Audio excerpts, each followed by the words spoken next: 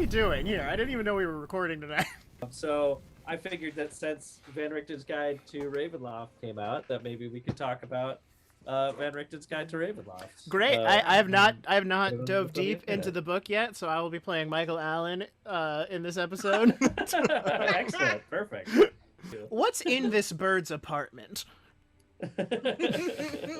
Yeah, so Ravenloft, we got the beginnings of D&D horror, and all kinds of different cool horrific stuff.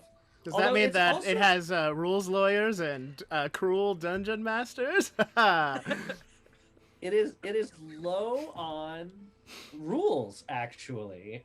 That's one of the things about it, is that a lot of it is just these like little jumping off points for your imagination. And so it's like, here's this place, it's got these characters in it, it's got these locations in it, here's a cool map, go nuts.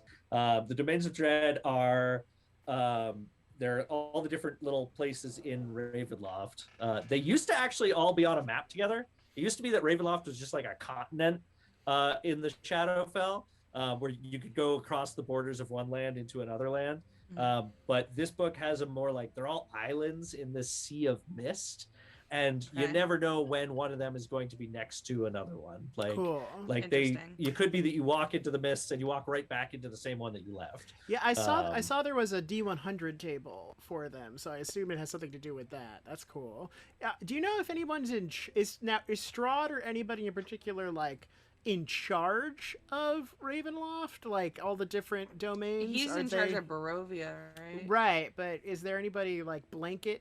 Like, who's doing this? Above like, unless that's a spoiler, but like No. So all of those guys, they all live inside their own personal domains, and they rule them to varying degrees depending on their personality or whatever, and they're called the Dark Lords. But above the Dark Lords are the dark powers that are feeding on them. Cool. Cool. Yeah, and the dark powers are ineffable alien entities, and the only real thing we know about them for sure is that they love these villains doing villainous shit and being trapped inside of their own little personal hell, sort of. Great. That's what the dark gifts are, to me, going to be super useful for. It is when you guys interact with these ineffable forces that might want to have a bargain with you or whatever. Cool. And you might wake up the next morning and, I have a symbiote now. It wants me to kill paladins. How do I deal with this? Yeah, that's pretty cool. Right. I did read something because I was looking at like because obviously I want to play a cleric in our Curse of Strahd game, so I was like kind of looking up like what would be good for clerics in that situation, and it said something about a lot of the gods are closed off from Barovia, so like a lot of clerics will get there and just don't have powers anymore, or their powers come from the dark things that you were just talking about, like it gets replaced or something. Well, and it's different depending on the particular domain. So different domains have different effects on different kinds of magic.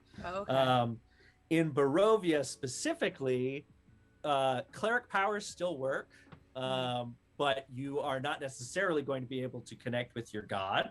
Your character doesn't know this, but you can know this. That's fine. Just remember that your character doesn't know it, but any Dark Lord can also intercept your attempts to contact your god. Good. So because be you're in a realm, a benighted realm distant from your source of power, when you're like, "Oh, Torm, please answer my prayer and tell me what I should do next," there's a chance that the guy who picks up the phone is actually going to be Strahd von Zarevich or whoever the Dark Lord is. But maybe still pretend to be Torm. Yeah, if they're clever, yeah. Can't wait to use Commune for the first time. Yes, this is Lysander. Hello, I am very interested in justice or whatever. I was really curious, Mike, how is your Strahd voice going to be different from your Brayden voice? Well, I guess you will have to find out. I have been practicing a different voice, though. I actually, I'm very proud of it, and I'll show it to you all one day. But I have because like I've never really DM'd something with like 30 different characters that all need their own unique voices. I put together a voice reference sheet, which has the character and a line that should cue me into the voice. Nice. Which like for Braden, it's blah, I'm a vampire. And then I have an image of them that's supposed to help cue it. So I have like a quick reference sheet for the different. That's very fancy. You're already so much more organized than me. See, I just have I just have a post-it with a bunch of celebrity impressions I can do, and it'll be like, this character is a Paradox. Yes, perfect. That's good. Well, it works fantastically. Speaking of, there's like a lot in here about etiquette. Really? Yeah, I don't know how much you guys have delved into that. I mean, it's easy to kind of skip over those and be like, no, get me to the maps again. But there's a lot in here about like when you're starting a horror game, you need to have a talk with everybody about what level of horror they're cool with and like what subjects are off the table. Yes, and I kind of appreciate them doing that. I do too. Yeah. I played in a game where one of the characters, it was just like a random one-off. Someone was trying to be a dam for the first time, and it went very well. But one of the characters was like, "Yeah, so my mom got by a dragon or an orc, and now I'm the half orc offspring," and I'm like, "Whoa, dude!" You know, like, relax. Other ways do a half orc make. You know? It's interesting that in here some of the advice is specifically different from what it is in Curse of Strahd. And maybe it's just down to like you got to read in some nuance or whatever, but it is interesting that they're in Curse of Strahd, they're like, you need to have some levity in here. Like there needs to be, you can't just have straight horror, there got to be some goofs. Like you need to laugh from time to time or else the dark moments won't hit. Whereas in this, they're like, keep the levity to a minimum, like try to discourage people from joking around the table. And I'm like, I haven't looked at everything in here, but I do remember Strahd being quite horrific, though. Is everything else in here as bad as that? Because I feel like it probably isn't. I felt like it was lighter in tone. So I've just read Curse of Strahd, and now I'm reading this. And sorry, you read Revamped, right? Yeah. So maybe I've also been pulling from some of the older stuff too. And it's very much lighter in here. It's more like horror trappings on top of D&D, whereas Curse of Strahd, like the module as written, is more like a Call of Cthulhu sort of a scenario where like it's much darker, it's much sadder, and it's much more about this classic Victorian style of storytelling where like there's a sin in the past and everything is built off of that. You have to uncover what it is. That's not so much what these adventures are about in here. I had a child with a maid. Yep, that's one of them.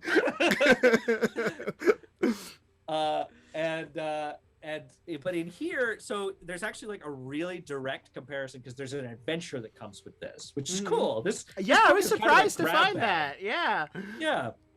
It's got everything really. It's got like settings. It's got a straight up adventure. It's got character classes. It's awesome. Got monsters too. Yeah, I really dug those monsters. Although not all of them are statted, which I think is interesting. Some of them are also like, this is for your imagination, just go with it. More of an action-oriented thing. Yeah, like, well, there's the bag man. I don't know if you saw the bag man in here. See the arm in the bag? Terrifying. Yeah, and he's actually in several places throughout the book, and he's not always called out as the bag man, which is really weird and fun. That's cool. Like if you're looking in the margins, sometimes there will just be a bag with like a little like thing coming out of it. That's the bag man, and he is a guy who got lost inside of a bag of holding. Like an adventuring party stuck him in there. Oh my god! And then when they looked, he wasn't there anymore because he's wandering between all these bags of holding. Sometimes he wanders out and steals someone and takes them in with him, or whatever. And like they talk about that, and they're like, "This would be cool for your characters to encounter, huh?" And I'm like, "Yeah, huh? But what if they tried to fight it though? Like, like in the game, in the Dungeons and Dragons game that we play. Yeah. Like, I guess I'd have to go get some zombie stats or something because it's not in here. Oh, and I think that's That's so also funny. interesting because it also implies that there is an interdimensional loot plane where all these bags are connected, you know? Yeah, I could never present that to you guys in Avernus. That would be taken advantage of way too fast. Well, we just need a wish spell to be able to get from bag of holding to bag of holding. Mm-hmm. There's definitely got to be a bag of holding in that place that we're trying to get to, right? Yeah, we need a bag pass. Well, it's like in Waterdeep, where we figured out that those birds of sending could just be used to solve any mystery. Yeah. If a paper bird jumped off a cliff, would you jump off a cliff? Yes. Yes, 100% yes. Yes, you do. I am looking forward to playing a more careful character. That isn't the Russian type.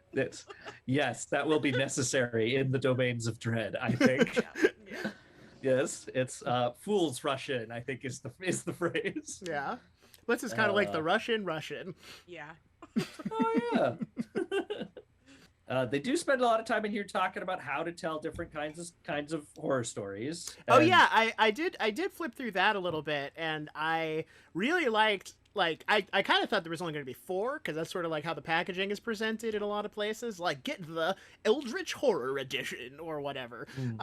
And I like that there's, like, upwards of... I think there's, like, 8 and, like, 4 mini ones or something. And they have tables... You know I love tables. For, like, the kinds of monsters and stuff you might encounter in those areas. I find that to be incredibly useful.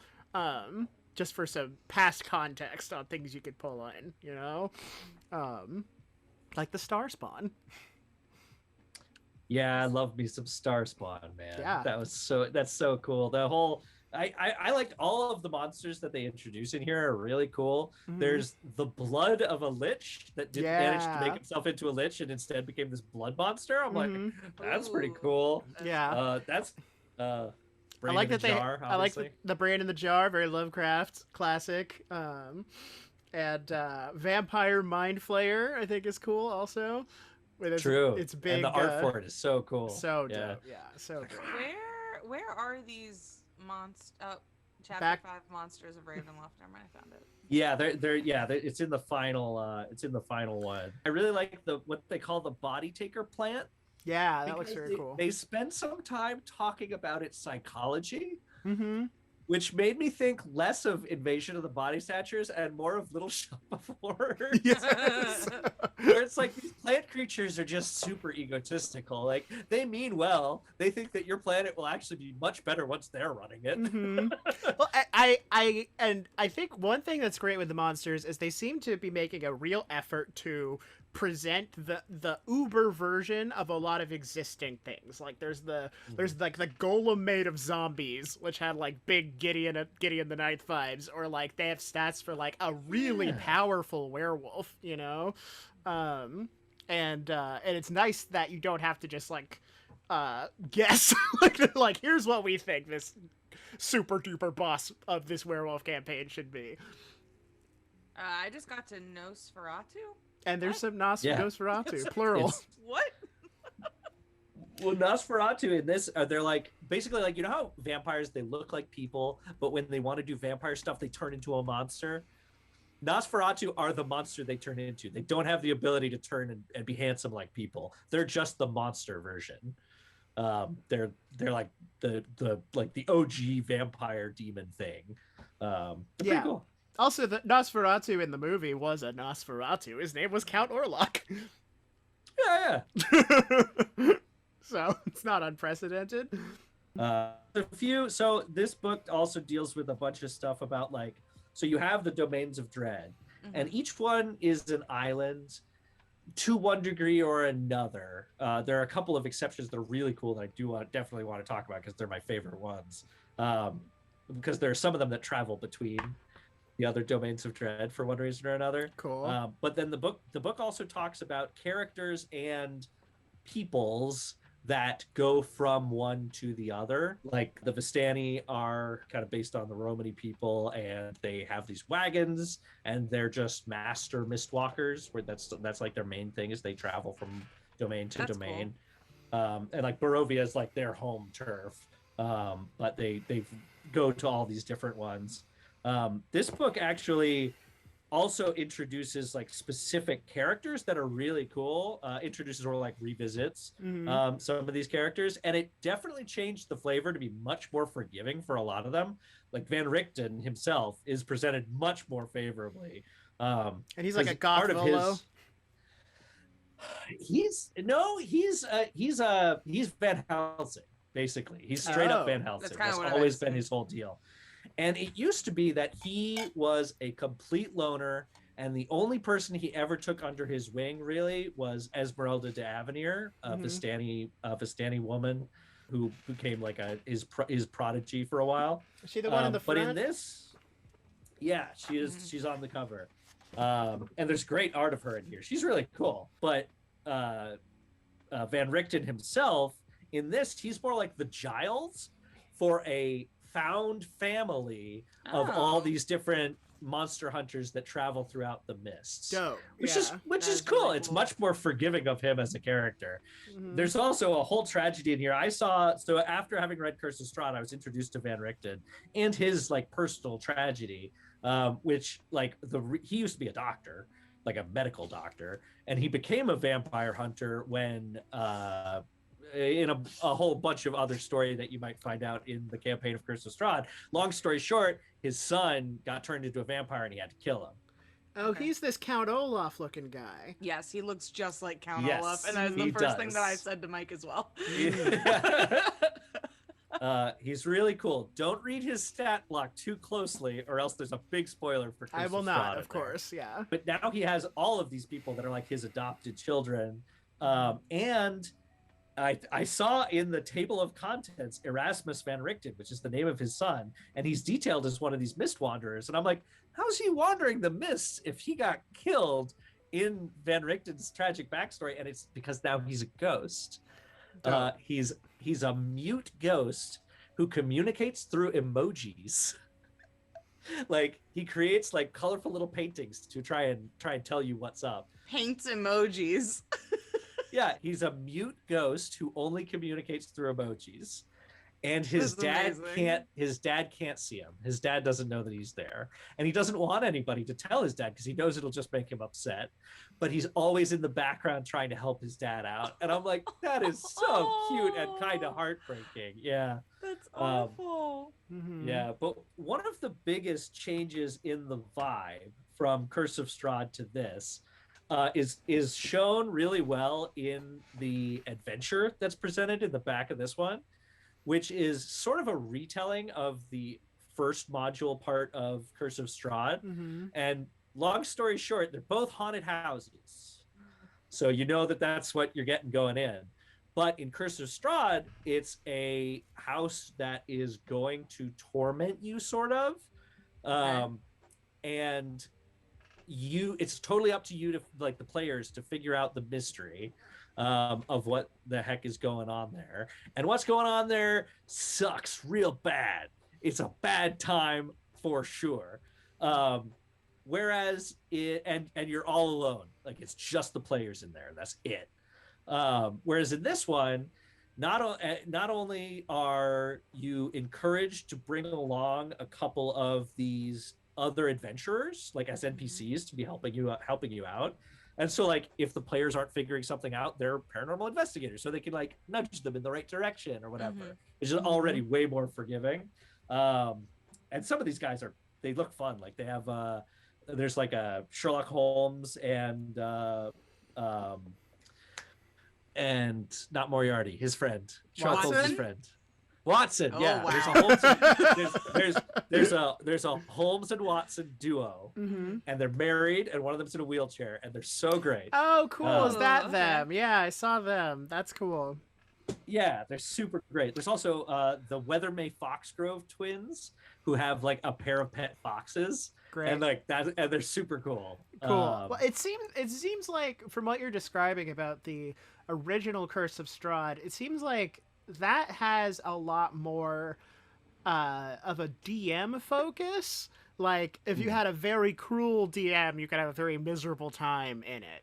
Where this seems to be giving a lot more agency and options to the players and stuff, which is it seems like a unburdening for everyone involved. I think. Yeah, well, and there's more like interactivity in the adventure. Like, you are talking to the ghosts, and they're trying to play you off of, like, each one is trying to vie for your attention and like get you to do things in the haunted house that will benefit them, which is like, it's very interactive, and it all culminates with this very like fantasy finale that you do not at all get. You get a horror movie finale in the Curse of Strahd stuff. Whereas in this one, it's like, when you break the crystal, that's what you need to do to save everyone, you know? Now, okay. It's much lighter in tone. May I ask you a question about Curse of Strahd, without any spoilers here, but like, For sure. what do you think is so different and so compelling about Curse of Strahd as opposed to literally every other Dungeons and Dragons adventure? Because it really does have a cult following, and it doesn't seem like it's like anything else, and it would be difficult to recreate that vibe. Maybe like what is it about Curse of Strahd? Well, I think that, like, the central mystery is a cool thing to build a whole module around. For one thing, like, there's a whole history that you can also find in this book, which is sort of disappointing. But in Curse of Strahd, uncovering the mystery of the land and his personal history is something that kind of drives everything. And then that's also supplemented by all these little mysteries that are all part of this like web of recriminations and factions and all this sort of stuff that's really super cool. There's this whole like network of ideas that are all connected. And I think that web of creativity sort of that's all in there is something that's really interesting. And part of why people like those characters so much, like, because they're all connected in this really cool and organic way to one another, in all these different little interconnected sandboxes that are pretty dope. That's interesting. And I mean, you can't beat the atmosphere, man. Sure. Just like the atmosphere of Barovia is really cool. And like a lot of this feels like taking one node out of that intricate network and being like, what if that was its own whole setting? Yeah. Like, there's this cool idea in Curse of Strahd, and like Strahd like has all, like, there's a Frankenstein part of Strahd. I didn't know that. There's basically everything but a mummy in there. And so, well, I mean, I say that, but there are sarcophaguses that like are kind of Egyptian-y. And so you have all of it crammed into Curse of Strahd, where a lot of what this feels like is taking that stuff and being like, what if it was just that though? Which is valid. Sure. Like, all of those cool ideas are cool. One of the coolest domains of dread in here that really sparked my interest was the one that was based by, I want to say it was like Mordant. Yeah, that was also something. very confusing in terms of names. There's like Gary Kynan and Morton Wait, Mister. what? not just similar sounding names, not literally. Yeah, well, the domains of dread do definitely lean into names like Mordant, where it's like, what sounds like a French word for dead stuff.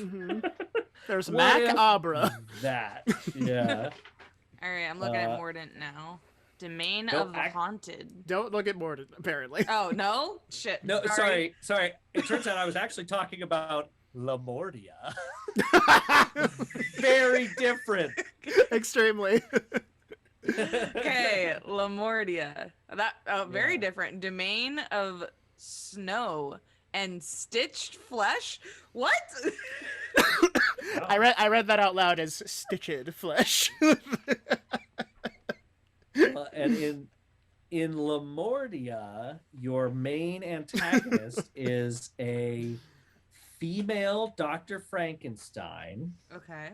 But she was able to, in like a fit of genius, come up with a machine that would restore her lover to life.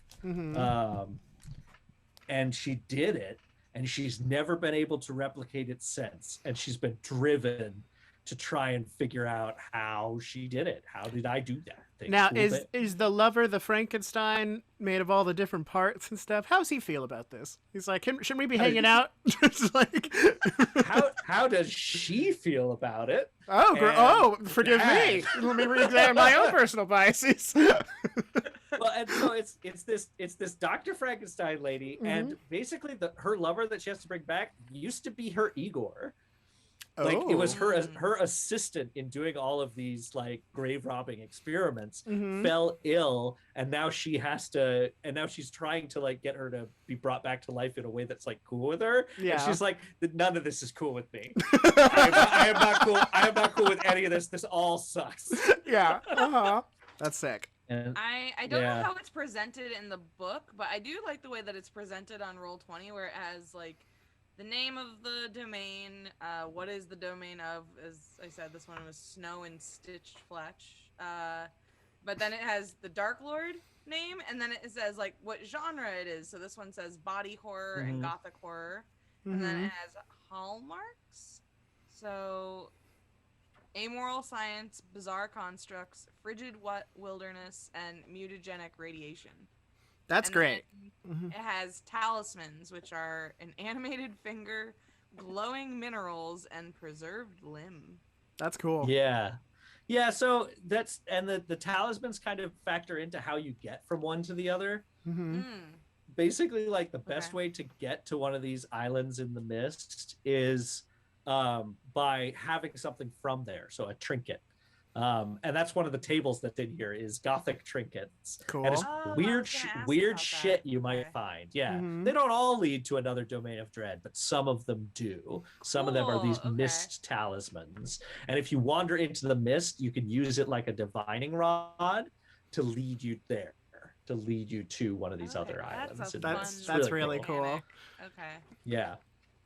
This is it's apropos really cool. of nothing, but in the new season of Castlevania, there's an interesting bit where people basically found this ruined area and were taking magical trinkets out as good luck charms, like from this ruined castle, you know? So now they have all these magical artifacts spread out all over the place that they keep finding. Yeah, there is one of these domains that is, well, it involves it's like a follow-on to old Ravenloft lore, where there used to be this lich that ruled everything named Aslan, and he's gone, as far as we know, and his castle exploded. But his castle got stuck in mid-explosion, so cool, and became a living explosion castle. That's awesome. The art is so cool. Yeah, and so now it's got all these rooms that are like trying to reassemble themselves while the magical explosion is trying to rip everything apart. Awesome. That one's really cool. Yeah, and that's actually the only domain in here that doesn't have a Darklord anymore. And there are 3 people who are all trying to vie for that position as the dark ruler of this realm. And because they're all failing, the mists are creeping back in. So the mists are coming to take this land away from all of them. Awesome. It's really cool. Yeah. There's a lot of cool stuff like that in here. That's where it's so like, sick. it doesn't give you a whole adventure, but it gives you the bones of one. And the bones are really cool. I really like that a lot of the individual elements presented here, like dark gifts and like curses, are great elements and jumping off points and huge features of different campaigns that you could add on to a lot of these things. Like, what if it's the train domain with a symbiote? And like, that's like a whole premise right there, you know? Yeah. So there's 2 kinds of domains basically that are in here. There's the first half of the chapter is domains that are pretty well fleshed out, where you get those things that you were talking about, Jenel, where you have, here's the Darklord, here's some main features, and then there's like landmarks and a map. And that's dope. But that's not all of them. Some of them are like a paragraph describing a really cool idea, and that's pretty much it. That's pretty much all that you get. Unfortunately, the train is one of those. And the train is awesome. There's a train. There's a train. So what's the train? It's a train from Eberron, and I don't know if you know anything about Eberron, but one of the things about Eberron, I was just reading a little bit about it, but yes, continue. There was this disaster that wiped out one of the kingdoms in Eberron, and the disaster just happened on one day, and nobody knows why. Sometimes you could figure it out through your D&D campaign, but like officially, there's no like set reason why that actually happened, and it sucks, and it destroyed this whole kingdom, killed everybody in there. There was a train going out that day. They knew it was coming. They knew the disaster was about to happen, but they couldn't leave the train because the VIP hadn't gotten there. And there were all these passengers on the train being like, we gotta go. And they're like, we gotta wait for the last passenger. And they got the last passenger on board, and like the train started going right as the disaster happened. And they all died. And none of them fucking know it. And they all think the disaster is still happening. And the villain of the piece is that last passenger that we know nothing about, and you just got to make it up. Those are the bones of the story, and it's like that's a great pitch. That's like sick. That's a super cool pitch. But like you have to homebrew it all yourself. Like that's all they're giving you. But that's still a really cool place to start. And it's also like I can imagine a moment in your Curse of Strahd campaign where you manage to get up onto a hill or something where you can see the rest of these like domains of dread stretched out before you, and man, wouldn't it be cool if there was a fucking train going through there? like I've been in Transylvania this whole time, but there's trains now. Like that's super cool. Mist Piercer. Super cool. And some of the other ones. So the other ones that travel around. There's a river boat that takes people from place to place. Okay, Ron. Fun. Yeah, and I don't know basically anything about the riverboat, but I've seen there's pictures of it in here. It looks cool. The guy's got a side hustle, likes to sell you hearts and trinkets. There's a carnival. Yes. And the carnival to me is actually one of the coolest parts of this whole book because you could drop it into any campaign. Like suddenly there's this carnival because it travels around not just through the domains of dread but everywhere. Like it travels to all sorts of different places. And it's cool. Like it's got a cast of characters. It's got a dope storyline. It has like goals and objectives for the different factions that you meet in the carnival. And it's great. It's just super cool. It's not statted out, but you have enough characters that I'm like, I feel like I could homebrew this in a couple of days and have like a carnival. I just see the glow of excitement coming off Jenel. Like I see her eyes are just darting back and forth at a million miles per hour. How clown heavy is this carnival, Mike? You know what? I didn't see a clown in there. Oh, thank God. Okay, you're sitting here like, okay, we could go into any campaign. I'm like, I swear to fucking God, if you put clowns into this goddamn Curse of Strahd game. Sorry, continue. But well, I mean, like this there's a carnival. It could straight up show up. And now I am driven to find it to show it to you because it's so cool. So talk amongst yourselves while I figure out where the fuck this for everybody watching at home, Carnival, to 84. explain that I am deathly afraid of clowns. But loves the Joker. I can't explain it. So detailed in here, there is a carnival barker. He's a dog. Yeah. No, shut up. Well, the next person is a rabbit. Okay. Wow. Who is a bombastic performer. There is Amelia the vampire, not actually a vampire. So just great. A person who grew wings one day. Cool. There is a fire eater who claims her blood is made of fire. Cool. No, here we go. Here's the clown. There is a clown. You could remove him like this, but it wouldn't be a carnival without a clown, right? His name is the organ grinder. Now, I think one way to solve this is to make him a monkey with some tambourines. There's an idea. Never speak. He has a group of mischievous, half-trained, not quite identifiable animals that caper to his music. Cool. Sort of an evil Pied Piper. Yeah, he never speaks, but he will let you guess what the animals are for a copper piece. That's a good grift. there is also Silessa the Snake. Silessa the Snake is a druid, but she says she started as a snake. That's great. She's a snake who transformed herself into a person. Sounds like another famous snake person we know in pop culture. Yeah. Pretty fantastic. There is a market of fey creatures that follow the carnival around and just set up shop outside. Because they actually secretly they want to sabotage the carnival, but you can go and find stuff. The vendors want to buy things like your dreams. Mm-hmm.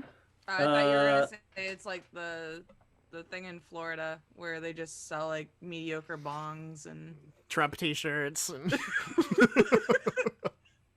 What is the fantasy equivalent you guys know of what I'm that? talking about, right? yeah, of course. Oh yeah. Yeah, the swap shop. Your typical Swap shop, yeah, that's what it is. Thank you. The swap shop. Yeah, in fantasy terms, it's called the Litwick Market, but it's the swap shop. But they want your dreams instead of your like physical cash. Do they want all of my dreams or like the dream I had last night? Unclear. They might ask for like your voice too. Like they're I need gonna want that. something ephemeral. Yeah. I am a podcaster. And then if you turn to page 86. You're gonna see the leader of the carnival, and I think you will really like her. Her name is Isolde. That's great. She had her brain fucked with so hard by one of the archfey that now she travels with the carnival, and her whole goal is to get revenge on a demon. But the coolest thing is that she's not even the Darklord of the realm.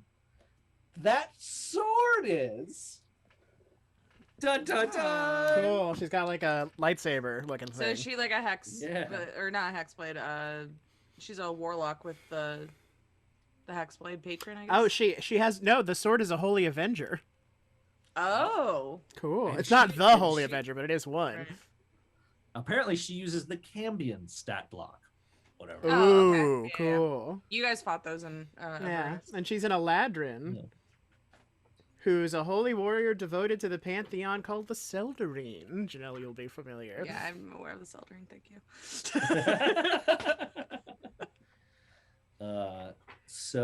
So that's a couple of my favorites of these domains of dread. Did you any of them Fun. stick out to you guys? No, I didn't do the homework, but Yeah, I did. I also did not because I was afraid I was going to spoil stuff for myself. But yeah, but again, I think my favorite, the one that stuck out the most to me, is the train. And if I it mean, rolls I through love Abandoned that. Quest, so goes. But I just think that's such a cool idea, and such an interesting challenge for building battle maps. Also, I think. Yeah. Create a non-linear adventure on a train. Yeah. That is your challenge. That to everybody on the train, it's the same infinite minute. Yeah. Taking place inside of one atomic explosion. did we want to talk about the new subclasses that the book came out with? Yes. We got Bard, College of Spirits, 100%. and the Warlock, Patron, the Undead. Yes, I've been using that one a lot recently. I think The that's Undead? yeah, the Warlock Undead. Patron of the Undead. I've been rolling up a lot of characters with that. Oh, okay. It's And super cool. it seems like that is an answer to everybody being like, could Strahd be your patron? Yeah. I know. Could Braden Stabiner I be was your going to say, patron? Mike was trying to sell me on the Braden Stabiner could be your patron.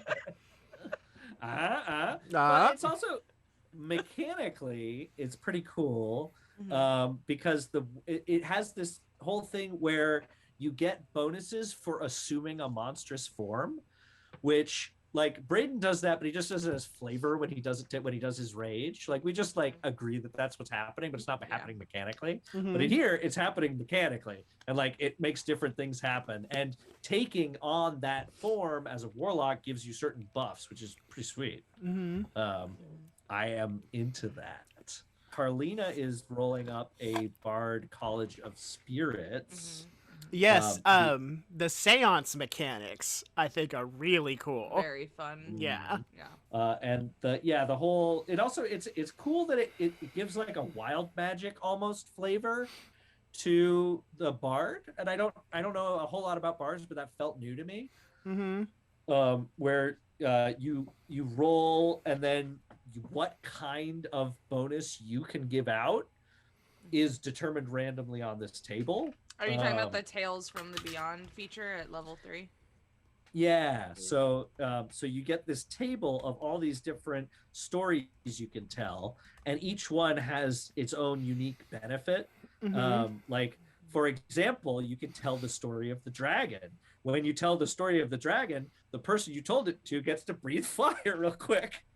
That's awesome. It is pretty cool. Yeah.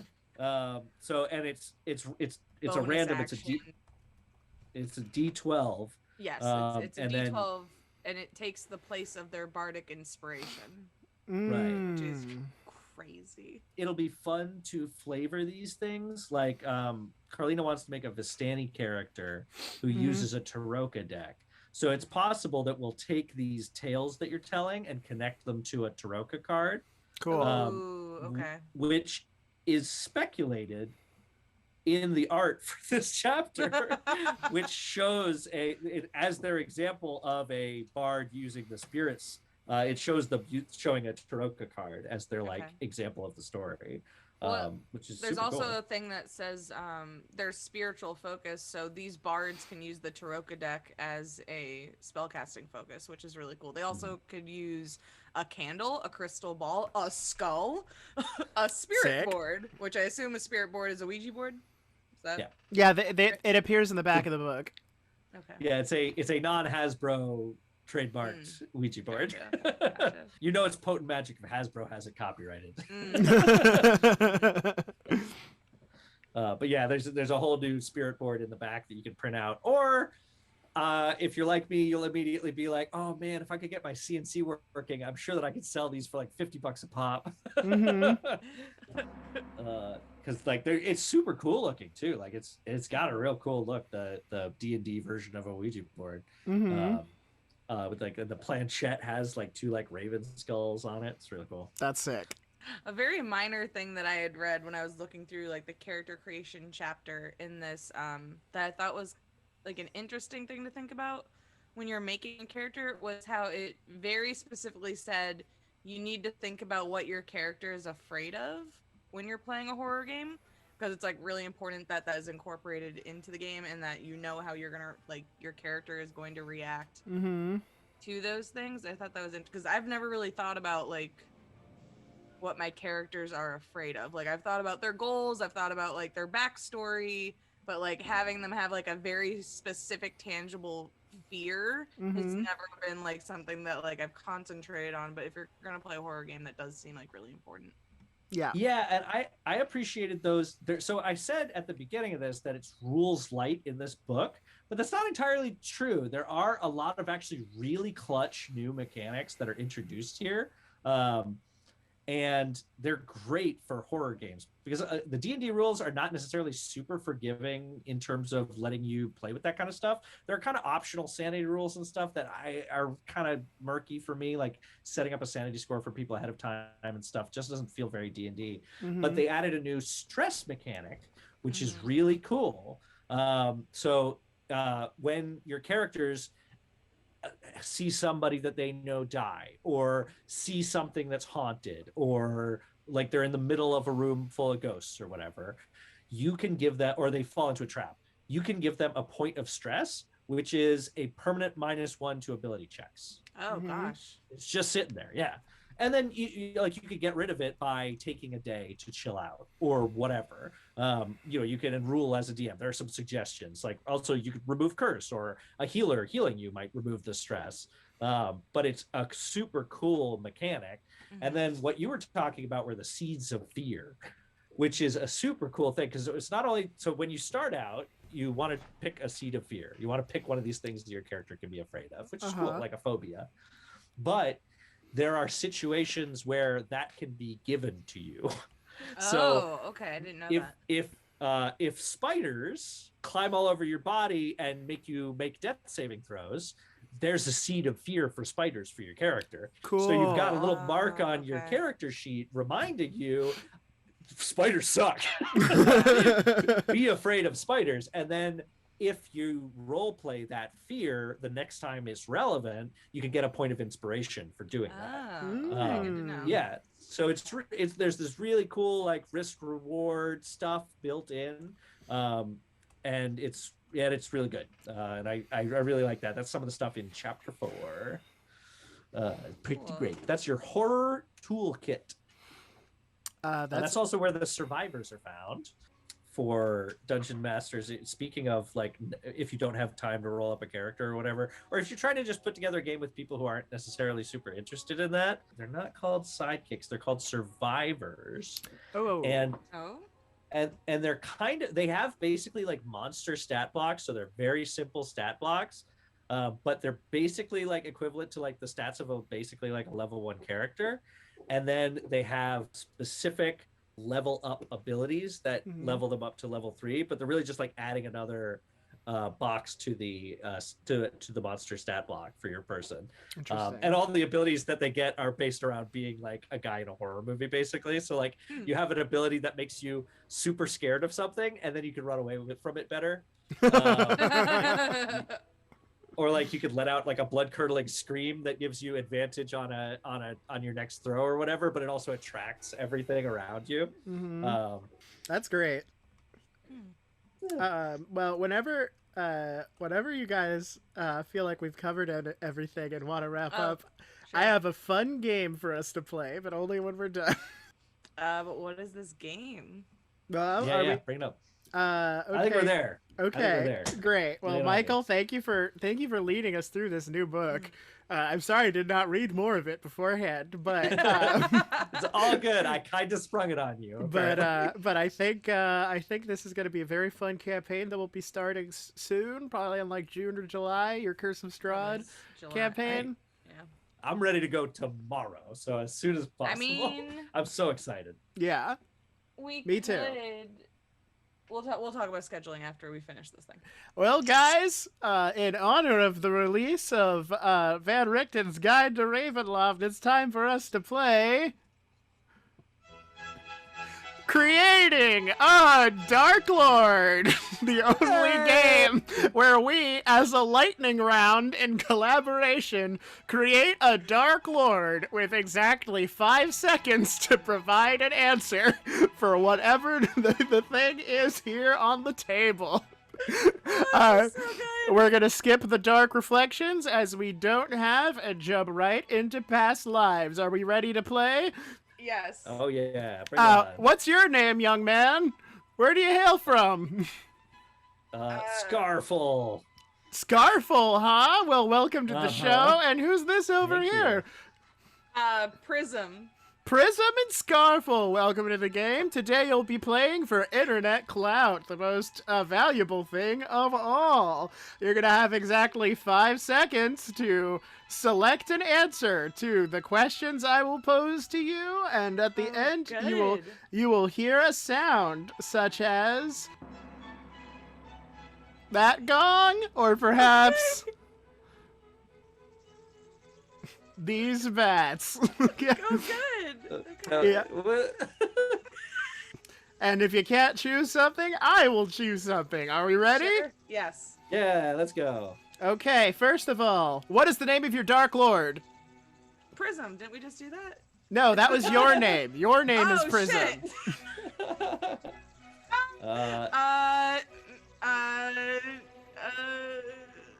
Bruce. Cupcake. Bruce Cupcake. Great. We're Yes. making Bruce Cupcake today. Nailed it. Where was the Darklord before the mist took them? 5, 4. The desert. The desert. Sure. The dessert, I assume, for Bruce Cupcake. Yes, that's right. Where was the Darklord's family? 5, 4, 3. Dinner. Dinner. Okay. How was the Darklord's family oppressed, oppressive, or both? Well, they were eating, clearly, because we're at dessert. Okay, sure. Yeah, they were eating. What was the Darklord's childhood like? 5, 4, 3, Hot. 2. Hot. One-word answers, please. One-word answers. We're making a Mad Lib. Whom did the Dark Lord care about? Cupcakes. That's not a person, but okay, we'll say the cupcake family. In this case, it was a person. Who cared about the Dark Lord? His nanny. His nanny. There you go. Who Perfect. hurt the Dark Lord?